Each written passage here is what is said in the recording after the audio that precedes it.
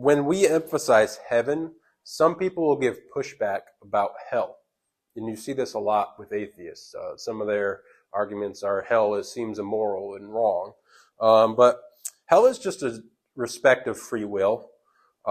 If you want to live like hell, if you want to live without God, you just continue without God. If you want to live with God, you continue with God.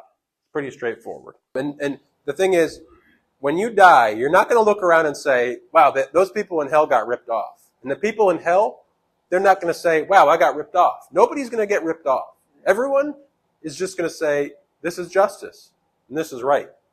Even those people in hell. And the thing is, though, you can get better than what you deserve just by a relationship with God, because being with Him is the best. It comes down to that, right? You can get better than what you deserve. That, like you want what you deserve, or you want better. That's it.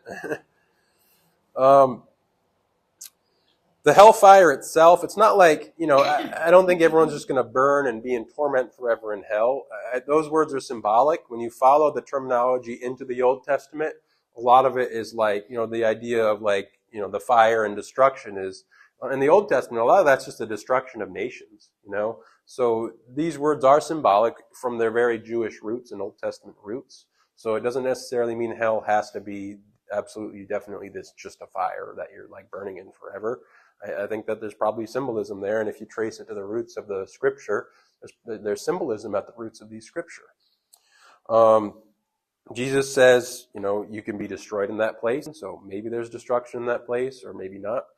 But, also in Revelation, these people are outside the gates of New Jerusalem. These sinners who are in hell are outside the gates of New Jerusalem, so you're not in the gates with God in His presence and in His light. You're outside of that place. So whatever it is, though, we will all agree that God is just and fair. And nobody gets ripped off in the afterlife. You can't object and say hell is immoral. It is perfect morality. It is perfect justice.